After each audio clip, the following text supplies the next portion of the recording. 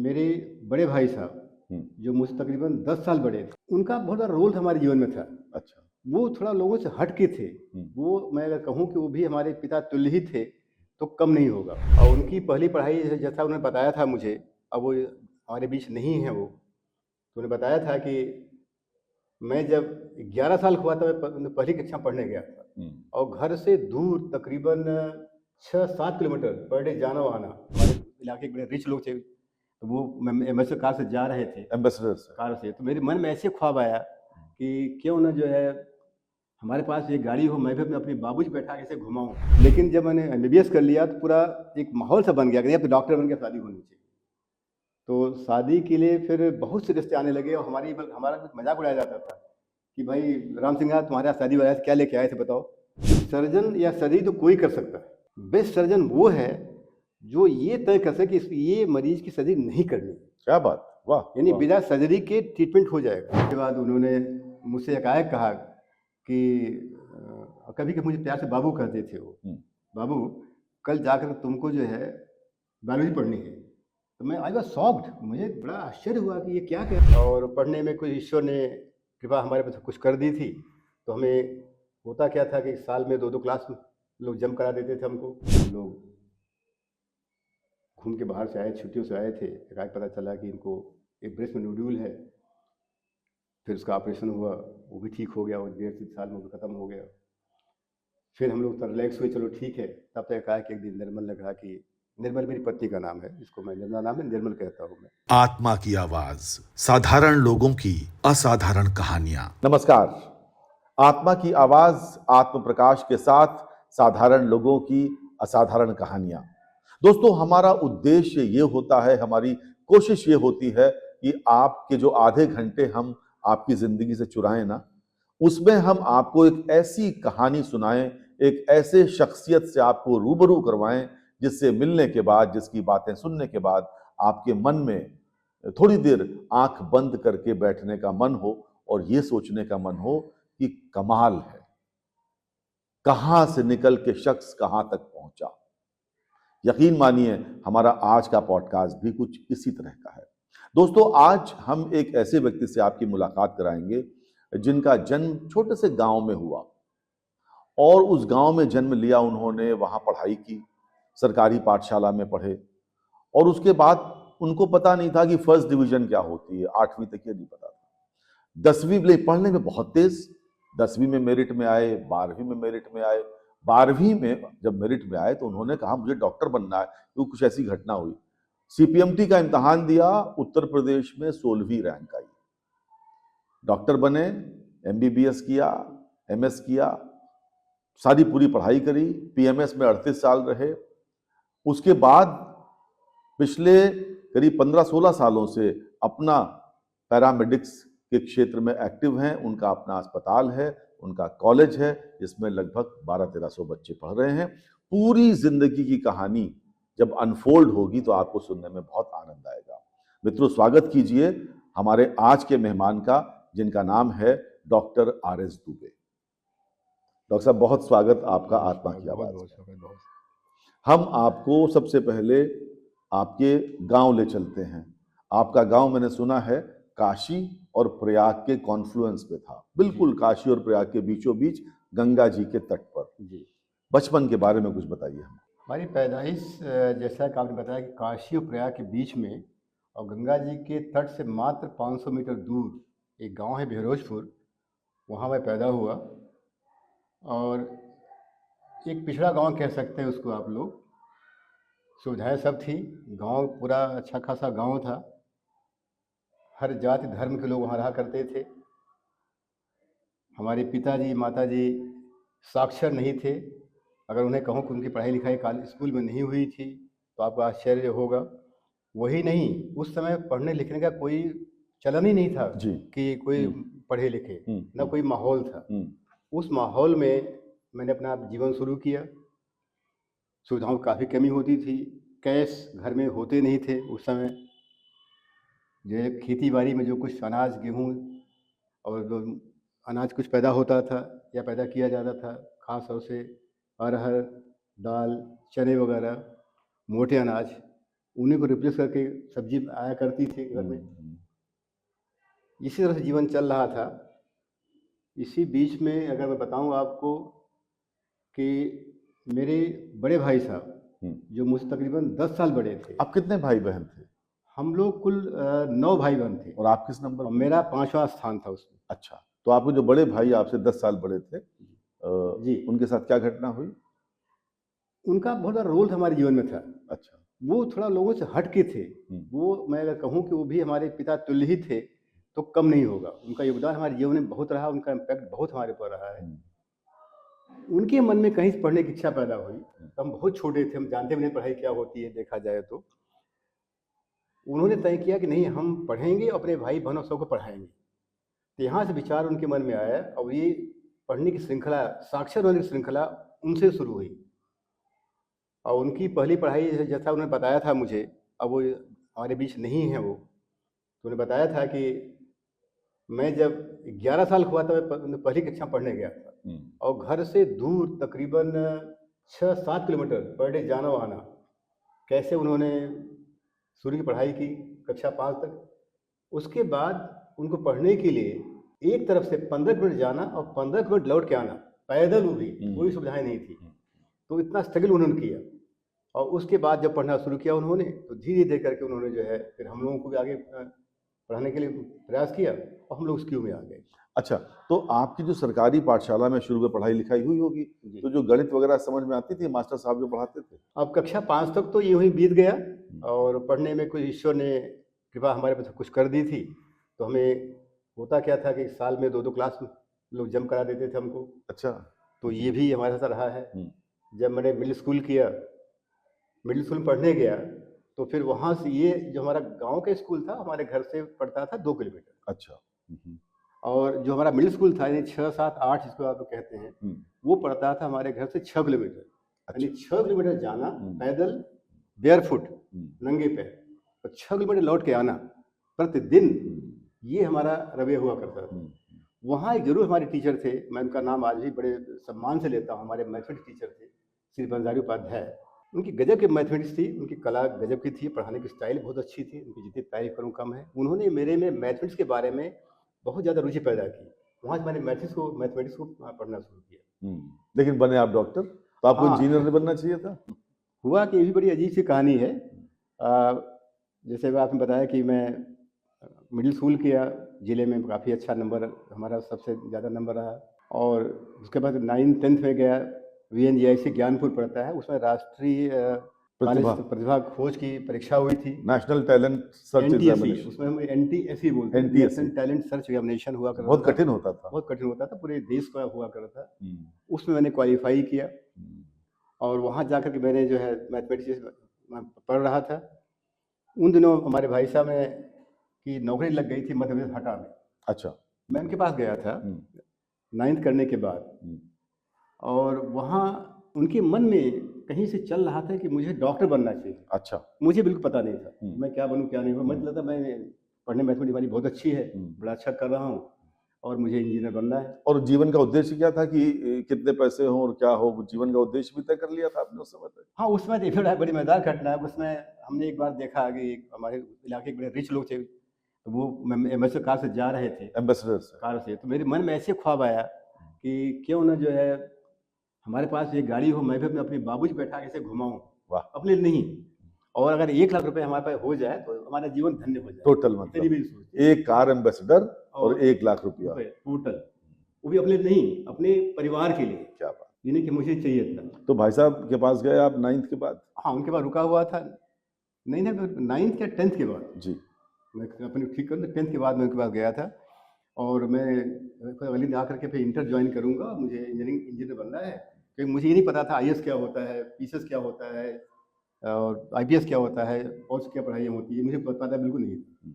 बस सुना था बच्चों से। मासूम सीधे सच्चे मासूम से बच्चे जिनको केवल पढ़ाई से मतलब था और दुनियादारी से कुछ पता नहीं था। पढ़ाई में भी सिर्फ एक चीज कि क्लास में सबसे आगे रहना है। अच्छा, अव्वल आना। इतना ही उद्देश्य रहना था। अच्छा। तो उससे करते करते हम यहाँ तक पहुँचे चले आए जी। और जब 10th में पास कर गया था, वहाँ भी बहुत अच्छे हमारे नंबर्स आए थे।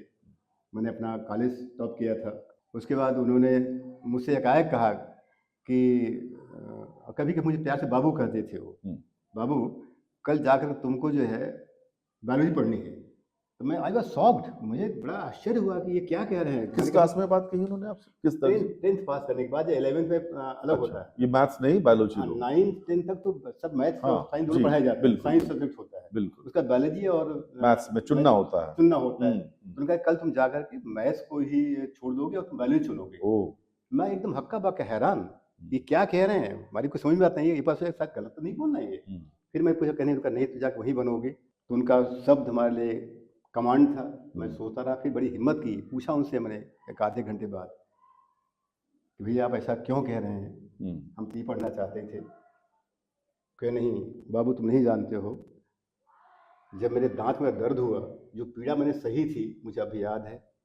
दूसरी, जब हमारे एक छोटा भाई था रामराज, जो मुझसे छोटा था, वो आम के बगीचे में खेल रहा था, आम तोड़ने चढ़ गया, वहाँ से गिर गया, उसकी डेथ हो गई, बिना इलाज उसकी मौत हो गई। उन्होंने कहा देखो, 2 घटनाएं ऐसी ही मेरे जीवन में हैं जो मुझे बहुत पिंच करती हैं, और हमने हमेशा लोगों की सेवा की है। हमारे बाबूजी जो गांधीयन फिलासफी के लोग व्यक्ति हैं, वो भी चाहते हैं कि हम लोग लोगों की, जनता की, पब्लिक की सेवा करें। तो हमारे साथ में डॉक्टर बनना चाहिए, क्योंकि तुम्हारे इलाके में यहाँ करीब 40-50 किलोमीटर दूर तक कोई डॉक्टर नहीं। अच्छा। तो वो विचारों ने भरा उन्हें। मैं बड़ा सोता रहा रात भर। मैं थोड़ा सा, मैं कहूँ तो उस समय काफ़ी परेशान था, लेकिन अगले दिन उनके आदेश को सिराधर करके अगले दिन आया, फिर मैं जाकर मैं बायोलॉजी ले ली। वहाँ से मेरी स्ट्रीम एकदम चेंज हो गई। समझ में आती थी बायोलॉजी, अच्छी लगती थी? शुरू हुई, हमें अच्छा लगता था, लेकिन चॉइस नहीं थी। चॉइस था हमारा मैथमेटिक्स, उससे मुझे ज़्यादा अच्छा लगता था। अच्छा, तो फिर आपने 2 साल पढ़ा? बिल्कुल, 2 साल बायो, पढ़ा। 12वीं का इम्तिहान दिया, नंबर कैसे आए आपके? काफ़ी अच्छे नंबर आए। नंबरों की ईश्वर कृपा हमेशा हमेशा हमारे पास रही, हमें कोई कमी नहीं रहती थी। ये हुआ कि मैं तुरंत उसके बाद उसी साल CPMT शुरू हो गया था। किस ईयर की बात है ये? ये बात है 1965 की, जब मैंने इंटर किया था। अच्छा। तो उस समय मुझे बैठना था CPMT में 1965 में। तो उस समय मिनिमम एज 17 होती थी, और पीछे मुझे जो जंप दे दिया गया था 2 क्लास एक साल में, उससे मेरी एज कम हो गई। ओहो। तो फिर मुझे BSc पार्ट 1 करना पड़ा, वहीं पे KN गवर्नमेंट कॉलेज है। अच्छा, उम्र ताकि पूरी हो। तो उम्र 17 साल पूरी हो। फिर मैंने उम्र पूरी की और फिर बैठा अगले साल ही। क्या रैंक आई आपकी CPMT में? 16th रैंक थी। 16वीं रैंक थी तो पूरे CPMT में। हाँ। तो अभी तो बच्चे इतनी कोचिंग करते हैं और कहाँ कहाँ जाते हैं, तो आपने क्या कोचिंग की थी? कोई कोचिंग होती नहीं थी, वहाँ सेल्फ स्टडी थी। जरूर हमारी पूजनीय माता जी का हमेशा ध्येय रहता था कि हमें वो ब्रह्म मुहूर्त में सवेरे 4 बजे जगा देती थी मुझको, और मुंह धुला के बैठा देती थी कि लालटेन या डिबरी की रोशनी हुआ करती थी, उसमें कोई लाइट होती नहीं थी, हम उसमें पढ़ते रहते थे। फिर गंगा स्नान करने जाती थी, लौट के फिर चेक करती थी कि मैं सूत नहीं गया हूँ। तो इस तरह से हमारा जीवन चलता रहा, और जो मैंने अपने आप सेल्फ स्टडी की उन दिनों में, तो ईश्वर के बारे में बैठा और पहली बार में सेलेक्ट हो गया। यानी कि आपकी 16वीं रैंक आई और आप चले गए मोतीलाल नेहरू मेडिकल कॉलेज इलाहाबाद में, वहां से आपने पढ़ाई शुरू? इसलिए कि घर के पास था। मैं अच्छा। चाहता तो KGMC या कहीं चला जाता उस समय, लेकिन चूंकि घर के पास था, वहाँ जाना मैंने पसंद किया कि वहाँ क्यों नहीं मैं। और मैंने ये भी सुना है दोस्तों कि उस जमाने में डॉक्टर साहब का MBBS में जो खर्चा था वो होता था ₹140 प्रति माह, और इनको 100 रुपए मिलती थी स्कॉलरशिप। एक घर से केवल 40 रुपए लेते थे। ये बात जो मैंने सुनी गलत है, सही? सच है। बहुत उसमें पढ़ाई में 105 रुपए खाने पर लगता था, 10 रुपए हॉस्टल फीस थी, और 16 रुपए ट्यूशन फीस थी। तो आप जोड़ लो, ये सब मिला के पॉकेट खर्च मिला करके मिला के 140 से ऊपर नहीं पड़ता था। और तो फिर वही प्रभु कृपा कि हमको 100 रुपये स्कॉलरशिप मिलती थी, तो मुझको 40 रुपये मिलती थी, मेरे बड़े भाई साहब मुझे दे दिया करते। और उसके बाद आपने फिर वहीं से MS भी किया, इंटर्नशिप भी की? जी हाँ, वहीं से MBBS किया हमने। MBBS हमारे बहुत गोल्ड मेडल्स थे, ऑनर्स थे। फिर मैंने वहीं से MS किया लगातार, और 1974 में हमारा MS पूरा हुआ। फिर जॉब के लिए अप्लाई किया, और जॉब के बाद मैं, ये भी बड़ी अच्छी कहानी है कि मैं आया था, क्योंकि उसमें रिजीम थी कि अगर आप स्कॉलरशिप गवर्नमेंट दे रही है आपको, तो 5 साल के आपको गवर्नमेंट जॉब करना होता था। अच्छा। ये एक बॉन्ड भरा जाता था। हाँ। तो मैंने बॉन्ड भर दिया था। हाँ। फिर यहाँ आया कि हम MBBS के बाद ही आया था मैं, कि मैं चल के वहाँ पे कोशिश करूँ मुझे MS की परमिशन मिल जाए। उसके लिए आया था। तो यहाँ से जो आया कि मैं घूमा, एप्लीकेशन दी, और तकदीर से कर मेरिट लिस्ट में रिकमेंडेशन था कॉलेज का, हमें परमिशन मिल गई। और सुबह 6 बजे का टाइम रहा होगा, मैं यहीं सिविल अस्पताल जिस समय झलकारी बाई हो गया, इस समय हो गया, वहीं बैठा खड़ा रिक्शे का इंतजार कर रहा था कि मैं जाऊँ चारबाग और वहाँ से निकल जाऊँ इलाहाबाद करने। तो ऐसे ही दिमाग में बात आया कि ये तो बड़ा अच्छा अस्पताल है।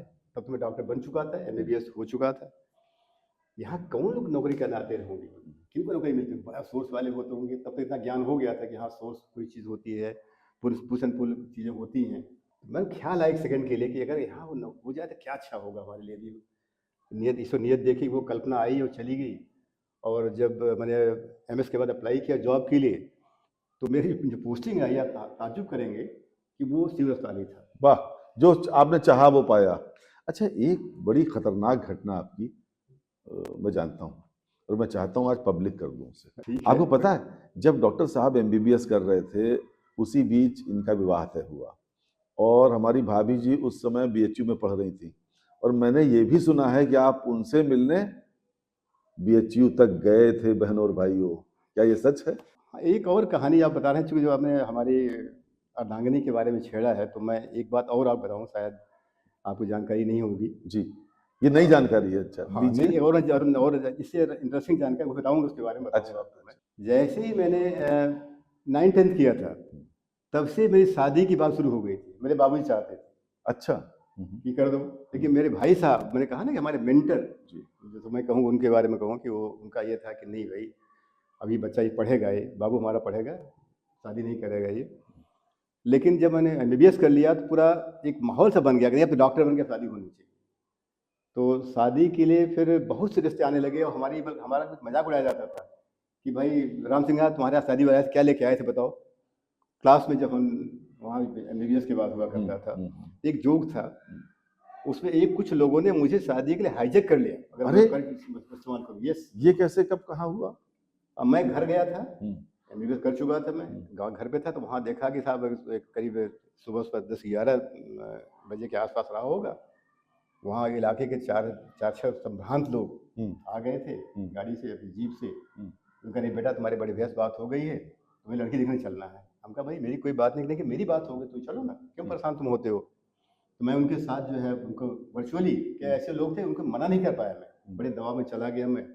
खैर वहाँ उन लोगों ने लड़की दिखाई, लड़की ठीक थी, मैं नहीं कहूँगा पढ़ने में अच्छी थी, सब कुछ ठीक ठाक था। और फिर वहाँ से मैं ना हाँ किया ना किया, अपने घर चला आया। मैं मन में सोच रहा था कि क्या माहौल कैसे होगा, लेकिन बातों बातों में लड़की के फादर से बात आई कि कुछ दिनों बाद जब हमसे वो इलाहाबाद मिलने आए, तो हमसे उन्होंने ये बात कह दी कि भाई तुमने एमबीबीएस कर लिया, बड़े डॉक्टर हो गए, अब नौकरी करो, कहाँ तुम अब आगे एमएस करोगे, कैसे करोगे तुम, और तुम्हारे घर में टॉयलेट नहीं है, बच्ची वहाँ कैसे रहेगी, घर में कैसे रहेगी, वहाँ पे बड़ा मुश्किल से काम होता है। मैं तो है मकान ले दूंगा, यहाँ रहो तुम, एलोरमेंट शादी के लिए, क्योंकि वो संभ्रांत लोग थे, ग्रुप था। कहीं ना कहीं मुझे ये बात बहुत चुभी। हम कहा ये मुझे अपनी जड़ों से, मेरे माँ बाप जो एक गांधीयन फिलॉसफी के लोग हैं, सीधे सिंपल लोग, मेरे भाई साहब काट देना चाहते, उनसे मुझे काट देना चाहते हैं और मेरी प्रोग्रेस को हैम्पर करना चाहते हैं, इसलिए मैं तैयार नहीं था। बड़ी विरोधाभास की बातें मन में चलती रहीं।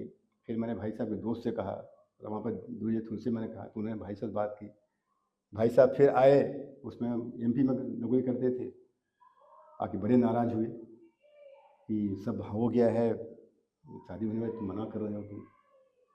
तो मैंने उनको सामने रखा है घटना कि ये घटना है, आप क्या चाहते हैं, आप मेरे भाई से, मैं ना नहीं करूँगा, मैं आप कहते हैं मैं कर लूँगा, लेकिन ये चीज़ें हो सकती हो जाए। क्या बात, वाह वाह वाह। तो उन्होंने कहा कि नहीं ये तो बात तुम सही कह रहे हो, ठीक है, आइंदा मैं शादी तुमसे बात करके लड़की देखूंगा और तुम्हारी राय लूंगा, तब शादी करूंगा मैं। तो ये जो घटना तो हो गई, ये घटना पटाक्षेप हो गया। इसी में जुड़े घटना बता रहा हूँ। अच्छा। होते ही तुरंत वहाँ से हमारे घर गए, इलाहाबाद से गोपीगंज बहुत दूर नहीं है जी, 2 घंटे की जर्नी हो गई। वहाँ गए, वहाँ पे तब तक कुछ ईश्वर की नियत कुछ पीछे पीछे चल रही थी कुछ, तो हमसे कुछ लोग मिले कि नहीं आप लड़की और देख लीजिए, उनको लेके चले गए फिर मिर्ज़ापुर। वहाँ उन्होंने लड़की दिखाई, वहाँ मेरी अर्धांगिनी निर्मला को उन्होंने देखा, और देखने के बाद आप हंसेंगे कि वहीं उन्होंने मेरी शादी तय कर दी। अच्छा, बगैर फिर बिना पूछे उन्होंने शादी मेरी फिर वहीं तय कर दी। इसलिए बताना जरूरी समझा, देख कैसे नियत क्या करती है जो हम नहीं जानते, ईश्वर क्या आपके पीछे रच रहा है, क्या सोच रहा है वो। और वहाँ तय करके सब फाइनल करके डेट वो चले आए, लौट के आए तो कहते हैं कि बाबू तुम्हारी शादी मैंने फिर तय कर दी। तो मैं हंसा, कि हम कहा जब आपने हाँ कर दिया है तो देयर इज नो क्वेश्चन कि ना करूँ मैं। फिर डेट तय हुई और शादी मेरी निर्मला से हो गई। जो आपने घटना पॉइंट आउट किया था वो जी। इंटरेस्टिंग घटना ये थी जी। कि मैं एमएस करना शुरू कर दिया था, उसमें मैं मसाउस से अफसर था मैं, और मैम रहती थी बीएचयू वहाँ पढ़ती थी, जिनको छोड़ने गया मैं। लौटने में समय था तो मैंने कहा लाओ चलो हम लोग चलते हैं, बिरला मंदिर है वहाँ पे, शंकर जी का मंदिर है बीएचयू में, तो वहाँ हम लोग चले गए, दर्शन किया, क्योंकि वहाँ बेल्ट सब चाबी निकालना होता है, तो उन्हें पर्स दे दी, इनके पर्स रख लिया इन्होंने, और हम लोग वहाँ दर्शन किए और लेके वापस आए, करीब 4 बज रहा था। तो और फिर हम विदा हुए, हमको जा रहे हैं स्टेशन पे, लौट आएंगे इनको इलाहाबाद। हॉस्टल छोड़ा और आप इनको चले हॉस्टल गए लौट गए, हॉस्टल स्टेशन छोड़ा। चले गए आप। और जैसे रिक्शा किया, उसमें अब सवारी हुआ कुछ नहीं करती थी, रिक्शा एक साधन हुआ करता था समय तो चढ़ने का प्रयास में। तो जैसे बीएचयू गेट पे हाथ लगा करे, पर्स तो वही मेरा रह पर्स गया। तो वहीं रह गया। मैं जाऊँ कैसे, मतलब पैसा है ही नहीं, यहाँ रिक्शे वाले को देने का पैसा नहीं है, क्या करूँगा मैं? भाई तुम रिक्शा लौटा। वहाँ गया, देखा हमारे सामने अंदर चली जा रही है, तब तक वेट करती रही। आधी दूरी 100 मीटर वहाँ से है, गेट से क्या हॉस्टल था। आपने आवाज नहीं लगाई वहीं से? नहीं, दूर चलने आवाज़ नहीं जाती थी। अच्छा। मैं कह रहा हूँ जो वहाँ पे वार्डन से? वार्डन नहीं, लेडी गार्ड वहाँ रहती थी, उनसे कहा भाई बुलाओ, देखो जा रहे हैं, हमारी पत्नी है, रुक के बताइए ना, आपने फार्म भरी है, हम अब जाते हैं, ऋषभ नाम लिखी। गए और वहाँ 1 घंटे 1.5 घंटे 2 घंटे तक खुदाई होती रही। अरे तो कहाँ चली गई थी? शादी के बाद गई थी, इनकी क्लास फेलो, अपने कमरे ले लिया, अपने कमरे ओहो विवाह हो चुका था? विवाह हो विचार मेरे पास आ चुकी थी ना। हाँ, विवाह हो चुका था। तो वहाँ ले गई, फिर बड़ी मुश्किल से बड़ी गई, 1.5-2 घंटे बाद जो है ये ट्रेस में आई है, इनको ट्रेस किया गया, फिर आई है। तब तो मैं बहुत बोर हो गया था। हम कहा भाई देखो आज मैं बहुत बोर हूँ, चलो चलो हम वापस चलते हैं। कहाँ चलते हैं? वापस वापस इलाहाबाद। और मैं कहूँगा कि मैं तारीफ करूँगा, एक भी शब्द नहीं कहा, हमारा नहीं मिलेगा तो हम चलते हैं। फिर हम वापस बैक होकर चले। तो ये बड़ी घटना, इंटरेस्टिंग घटना है। इस अच्छा, इनका बॉन्ड बढ़ता चला। क्या बात है। और आपको हम आखिर में बताएंगे कि जो भाभी जी हैं, जो मिसेस दुबे हैं, वो पिछले 4 सालों से आईसीयू में हैं, और ये पति पत्नी के प्रेम की एक अमर कहानी है, जिसके बारे में हम उत्तरार्ध में अपने इंटरव्यू में आएंगे और आपसे बातें करेंगे। डॉक्टर साहब, आपने 2.5 लाख ऑपरेशंस किए अपने पूरे करियर में। जी। तो क्या क्या चैलेंजेस आते हैं, और सबसे खतरनाक कोई ऑपरेशन या कोई खतरनाक पेशेंट आया हो? कई बार ऐसा होता है पेशेंट ठीक हो जाते हैं, कई बार पेशेंट्स ठीक नहीं हो पाते। क्या मन स्थिति एक सर्जन की होती है? सर्जन्स की लाइफ बड़ी क्रूशियल होती है देखा जाए तो, और उनके डिसीजंस बड़े क्रूशियल होते हैं। जब भी कोई सर्जरी या सर्जन का जिक्र होता है तो मैं बताऊं आपको, मैं हमारे जो गुरु थे, हमारे मेंटर जो थे जी, डॉक्टर प्रीतम दास, जो प्रिंसिपल भी थे, डीन भी थे, हमारे गाइड भी थे, उनसे मैंने बहुत कुछ सीखा। और उन्होंने सर्जरी की इतनी बारीकियाँ, इतनी प्यार से समझाई, फंडामेंटल्स कितने समझाए कि मुझे कभी कोई सर्जरी करने में ज़रा सी परेशानी नहीं हुई।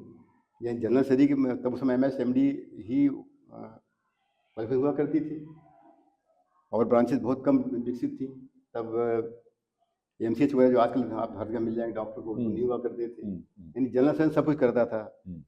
तो मैं हर तरह की सर्जरी उनसे सीखा था, और उसमें मैं अपने को पारंगत समझता था मैं। और ईश्वर कृपा रही कि मैंने वो चीज़ें अपने जीवन में की, चाहे वो उस समय हेड की सर्जरी हो, चाहे चेस्ट की रही हो, चाहे एब्डोमेन की रही हो, कहीं कोई करने में नई प्रॉब्लम आई, चाहे इमरजेंसी रही हो, मतलब हर तक मैंने सर्जरी की। आपका सवाल था कि क्रूशियल सर्जरीज कौन कौन सी कैसे कैसे आई, तो उनकी संख्या तो मैं समझता हूँ कि हजारों में होगी, बताना बहुत मुश्किल होगा। लेकिन हाँ, ये मैं ज़रूर बताना चाहता हूँ कि एक जो कहावत है कि हम ऑपरेट करते हैं और ईश्वर उसे भरता है, आई ऑपरेट गॉड हील्स, ये ट्रुथ है। इसमें मैंने हमेशा माना है, मैंने कभी सोचा कि मैंने किया। अगर मैंने कोई काम किया, मैंने काम कर दिया, और वो ठीक होना न ठीक होना ईश्वर की मर्जी पे। कर्मण्येवाधिकारस्ते मां फल कदाचन, वो बात बिल्कुल अक्षरशः सच होती है। हम बस कभी सर्जरी कर देते हैं, मरीज सोचते शायद नहीं बचेगा, वो बच जाता है। कभी सोचते नहीं ये तो बहुत छोटा सा ऑपरेशन है, पता चला कि साहब आप 3rd राउंड पे आ रहे हैं, 2nd डे आ रहे हैं, तो मरीज का बिस्तर खाली है। तो ये चीज़ें हुआ करती थी। कुछ रेयर चीज़ बताऊँ, आप हंसेंगे आप, जैसे मैं शुरू से मैं लखनऊ में था, 4 साल यहाँ सर्जन रहा सिविल अस्पताल में। उसके बाद मैं सरकारी नौकरी में होने के कारण मैं गोंडा चला गया।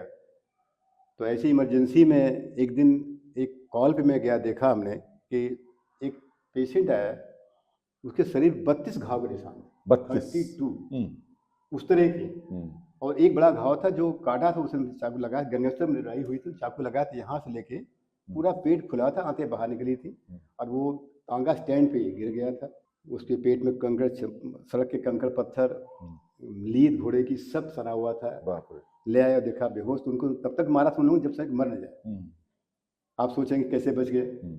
आया वो, उसके पेट को हमने 3-4 बाल्टी बचोली गर्म पानी जो ओटी में धुला, साफ किया और सिलाई की, सब टांगों को सिला। और आप ताज्जुब करेंगे कि वो 10वें दिन ठीक होकर चला गया।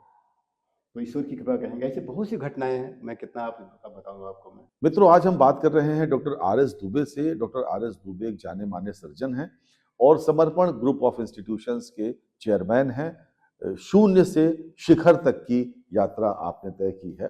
और जब आप राम मनोहर लोहिया अस्पताल में कार्यरत थे तो उस समय आपके वक्त एक बहुत बड़ा तमगा मिला राम मनोहर लोहिया अस्पताल को कि क्वालिटी काउंसिल ऑफ इंडिया ने राम मनोहर लोहिया अस्पताल को NABH रेटिंग दी, जो ये अस्पताल, ये रेटिंग पाने वाला देश का पहला सरकारी जी अस्पताल। बिल्कुल सही बात, बिल्कुल सही कह रहे हैं आप। और इसके अलावा आपने कोर्स भी शुरू कराया जो MDMS के बराबर था। हाँ, DN भी शुरू कराया था।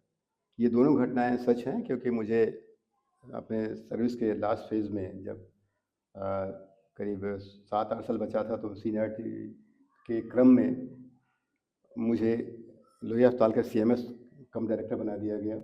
चैलेंजेस काफ़ी थे। जाते एक चैलेंज आया कि इसको NABH कराना है। NABH कराना है, जो क्वालिटी काउंसिल ऑफ इंडिया की एक बॉडी, जो आप सब जानते हैं NABH क्या होता है। उस समय तो बड़ी रेयर चीज़ थी। उसमें उस समय तक भारत देश में, हमारे देश में कोई भी गवर्नमेंट अस्पताल के पास NABH नहीं था। बिल्कुल, ये पहला अस्पताल, ये पहला अस्पताल था जिसको हम लोगों ने, हमें चैलेंज दिया गया। I accept challenge. मैं थोड़ा मज़ा आता है मुझे चैलेंज लेने में। जीवन में हमारे साथ खास बात है कि हमने कभी चैलेंज को अगर मिला तो मैंने उसको छोड़ा नहीं, उसको कैच कर लिया। फिर उनका बिल्कुल करता हूँ। और आप ताज्जुब करेंगे कि मेरे शॉर्ट टाइम में 2 साल के अंदर, यानी 7 से लेकर 9 तक हम लोगों ने पूरा कर लिया था।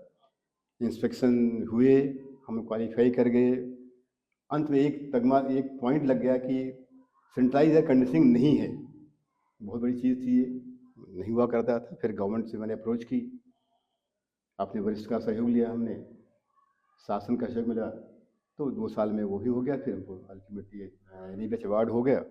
और इस तरह से मैं देश का पहला सरकारी अस्पताल बना, जो कि मेरे और मेरी टीम के द्वारा प्रयास करने पर ये सफलता हमें हासिल हुई। डॉक्टर साहब, आपका जो डॉक्टर साहब का अस्पताल है उसका नाम समर्पण अस्पताल है। मित्रों, 305 बेड का हॉस्पिटल है, मल्टी स्पेशलिटी हॉस्पिटल।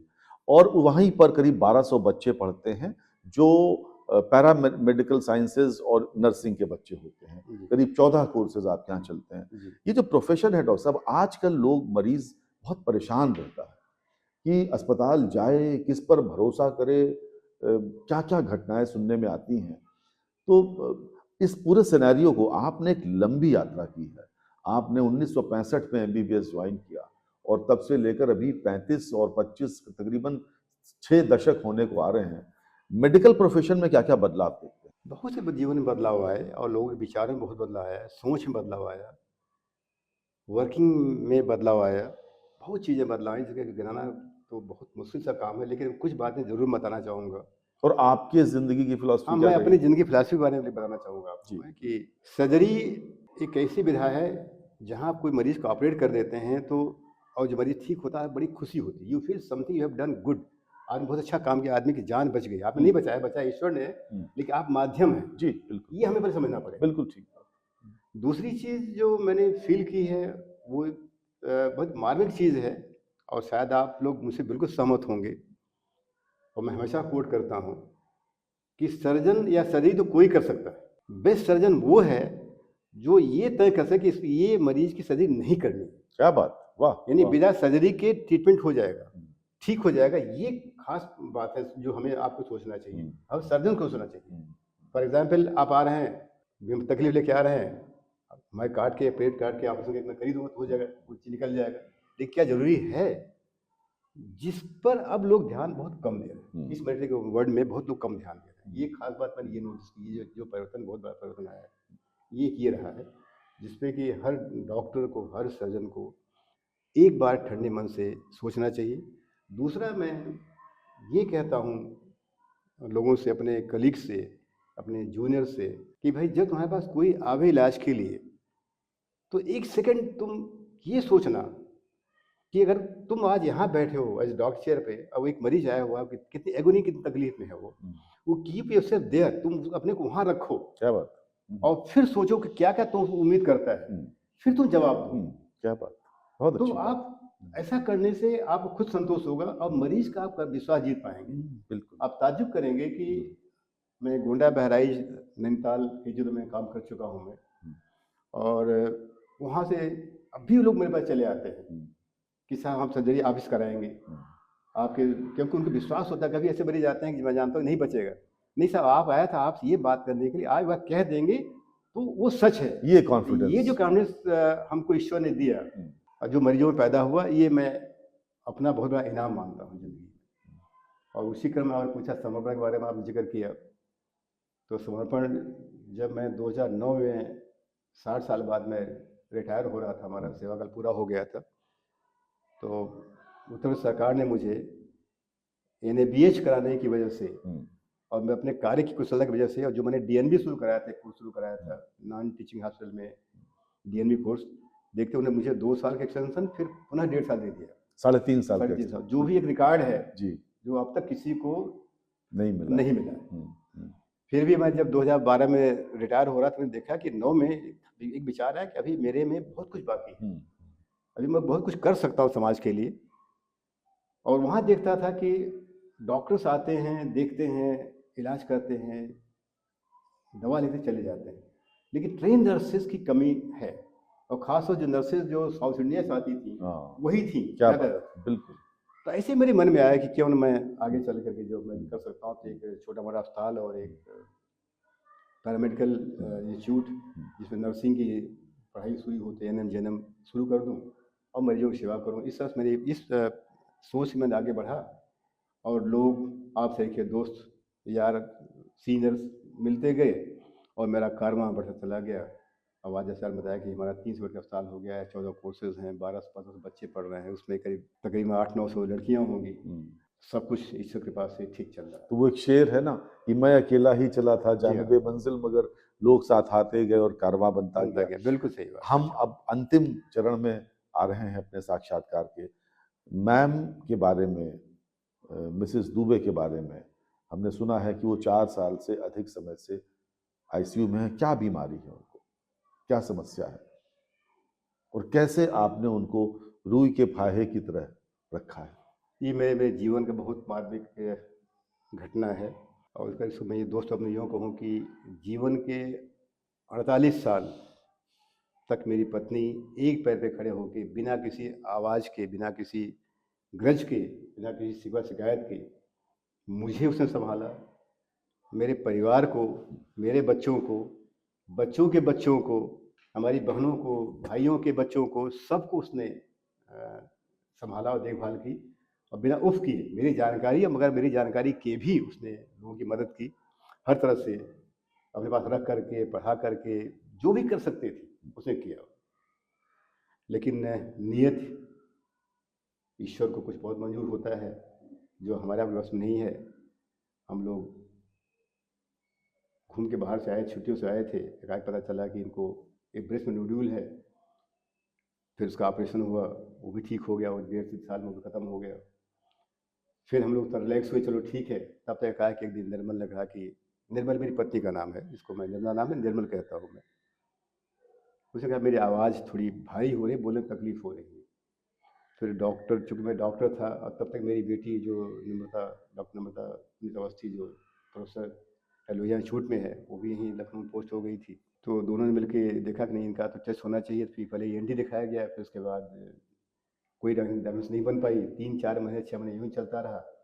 उसी बीच में कोरोना काल का समय आ गया, हर चीज़ लिमिटेड हो गई। फिर उनको भूख कम होने लगी। लखनऊ में, दिल्ली में, मुंबई में हर जगह उनको दिखाया गया, क्योंकि मेरा छोटा बेटा जो प्रतीक है उसमें वहाँ मुंबई में गूगल में जॉब कर रहा था, लेकिन डायग्नोसिस नहीं बन पाई। अल्टीमेटली 2020-21 के बीच में जा कर के जब खाने में तकलीफ होने लगी, तो पता चला कि साहब प्रॉब्लम है, फिर अल्टीमेटली डायग्नोसिस पीजीआई में जाके उनको हुआ। उनकी डायग्नोसिस बड़ी MND, bulbar palsy leading to MND and ALS. ये क्या होता है? इसमें ये बड़ी क्रूशियल बीमारी है जिसमें से मोटर पावर खत्म हो जाती है। आप ये कह लीजिए कि सब कुछ ठीक है लेकिन आप काम नहीं कर पाएंगे, ग्रेजुअली वो डिग्रेड होने लगती हैं। स्पाइनल कार्ड में एक सेल्स होते हैं जो कि ब्रेन के आइडियाज़ को कम्युनिकेट करते हैं लिम्स में। जैसे अगर कोई आपने सोचा कि एग्जांपल बताऊंगा आपको कि हमारे यहाँ खुजली हो रही है, इसमें खुजा दो, पहले खुजली हुई, खबर गई सेंसरी ब्रेन में, गया वहाँ से आ रहा है कुछ खुजाओ वहाँ से जाकर, या कोई कट गया पीड़ा तो सला दो, तो वहाँ से मैसेज आएगी।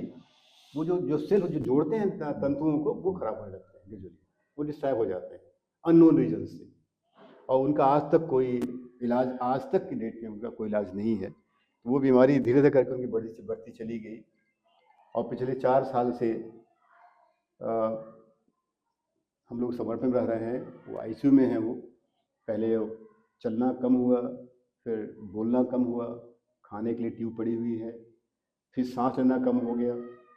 उसके लिए हमेशा कभी बाईपैप पे, कभी वेंटिलेटर पे रहती हैं वो। इन हालात से गुजरते हुए हमको और देखते हुए, उनके साथ रहते हुए 4 साल मुझे वहाँ हो गया। और मैंने ईश्वर से यही प्रार्थना की, हे ईश्वर, मैंने सब कुछ इस महिला ने हमारे लिए किया, हमें कुछ मौका दो कि मैं इसके लिए कुछ कर सकूं।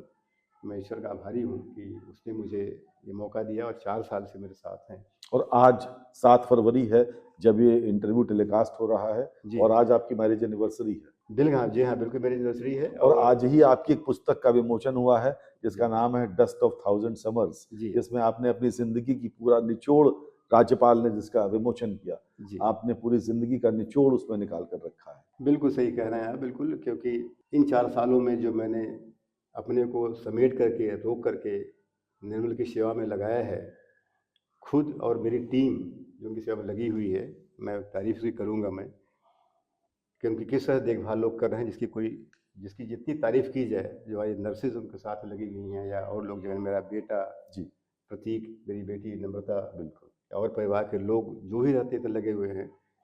और पिछले 1.5 साल से, पहले तो होता था कि आप ये समझ लें कि वो लिख लेती थी, बोलना बंद हुआ, फिर लिखना शुरू हो गया, लिखना करते करते फिर ABCD का शुरू किया हम लोगों ने, फिर आई ट्रैकिंग डिवाइस आई, वो शुरू किया फिर लोगों ने। बहुत जितने जो भी सुविधाएं अवेलेबल हैं वर्ल्ड में, मेरे बेटे, मेरी बेटी और सब ने, मेरी बहू ने प्रयास किया, करते रहे हम लोग। अब आज सीन ये है कि वो सिर्फ आँख के इशारे से ही थोड़ा सा बात कर सकती हैं वो, और उनकी एगोनी जो करके देखता हूँ तो मन बहुत भारी हो जाता है। और क्योंकि कई बीमारी लाइलाज है, लेकिन फिर वही मैं कहता हूँ कि ईश्वर, अगर तुमने मुझे, निर्मल को, जो हार्शेस्ट पनिशमेंट तूने दिया है, जो उस लायक नहीं थी लेकिन दिया है, उसको फेस करने के लिए ईश्वर ने जो मुझे शक्ति दी है, उसके लिए मैं उसका धन्यवाद फिर करता हूँ। मैं दोष नहीं देता ईश्वर को कि उसने हमें किस लायक बना दिया है कि हम उसकी इतनी सेवा कर सकते हैं। तो 4 साल से वेंटिलेटर पे हैं, वो हैं और बिल्कुल हमारे साथ हैं। आज हम लोग एनिवर्सरी मनाने जा रहे हैं, और ये हमारी 54वीं एनिवर्सरी है, और जीवन के साथ वो बिता रहे हैं। अब कितने वर्ष प्रभु हमें और देता है, हम उसके आभारी रहेंगे।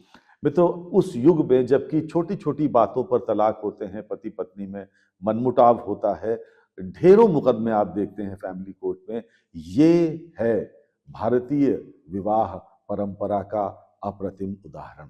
ईश्वर आपको और मिसेस दुबे को लंबी आयु दे, और आप मुस्कुराते रहें, स्वस्थ रहें, और जीवन के नए नए सफलताओं को आप कुछ कहना चाह रहे थे? हाँ, मैं ये कहना चाह रहा था कि इन्हीं विचारों से जो 4 सालों में मैंने देखा है, बहुत महसूस किया है, ज़िंदगी को इतने करीब से देखा है, निर्मल के कष्ट को मैंने जो बर्दाश्त किया अपने मन में, मैंने कहा था कि मैं उनके कष्ट को अपने मन में लेके सोचता हूँ कि क्या चीज़ हो सकती है।